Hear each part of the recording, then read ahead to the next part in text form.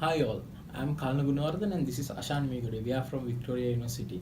Today we are here to have a discussion on data exploration with some practical example on it. Nowadays we are living in the era of the digital transformation, which is daily production of data is like 2.5 exabyte. So a lot of companies, a lot of organizations face a lot of difficulties and a lot of issues with this big data. So Ashan, what is this big data is and what is the big data analytics is? Yeah, so big data involves with structured and unstructured data, which are obtained through different sources such as social media, databases, surveys, and so many other sources.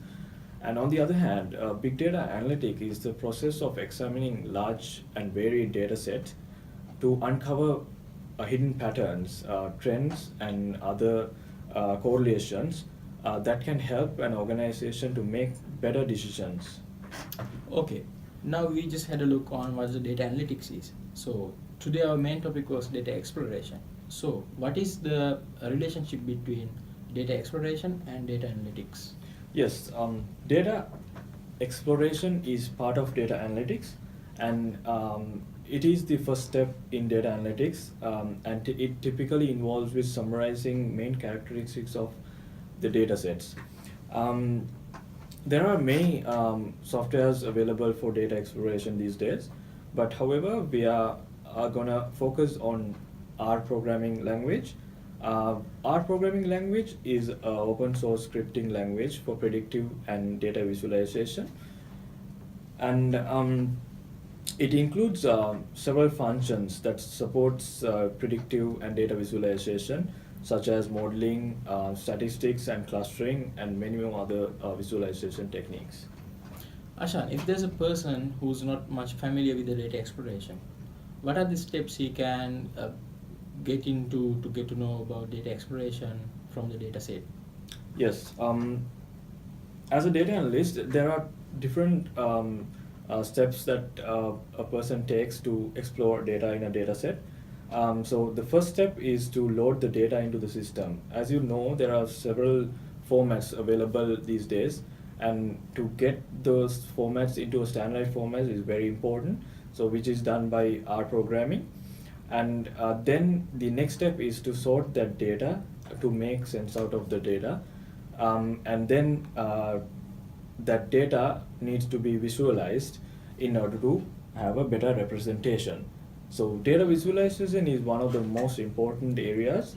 As you know that with the increase in the data production these days, it is very hard to explain the data without a visualization. So R programming offers very satisfactory set of inbuilt functions and libraries such as ggplot2 to build visualization and present data. And there are two sets of visualization that are available these days. One is basic visualization and one is the advanced visualization. Basic visualization involves with histograms, bar charts, and advanced visualization involves with heat map and map visualization. So in this today's tutorial, what we are looking at is a bar chart done by using R programming language. Okay, now all of us have some idea on data exploration, but it always better to have a look on how it practically done. So Ashan, it's your time to take us to some practical example how this data exploration is done. Yes. Now let's look at how data exploration is done practically using R. The dataset that we have got today is about Titanic ship, which is created for a predictive analytics competition by Kaggle.com. This practical example covers several aspects of data exploration using R, such as loading of data, adding a variable to a dataset, combining dataset, getting information about variable, obtaining data in table format, changing variable to a factor, visualization data in bar chart. So we'll look at the two datasets that we have got today. So first what we are going to do is load these two datasets into the system. So by running that formula, we get the data into the system, and first thing what we are going to do is go into the nitty-gritties of these two data. So first one is test data set, so which is consisting of 418 observation of 11 variables, and the next one is train data set, which is 891 observations of 12 variables. So by looking at these two data sets, we can see that there's one missing variable in test and train data set. So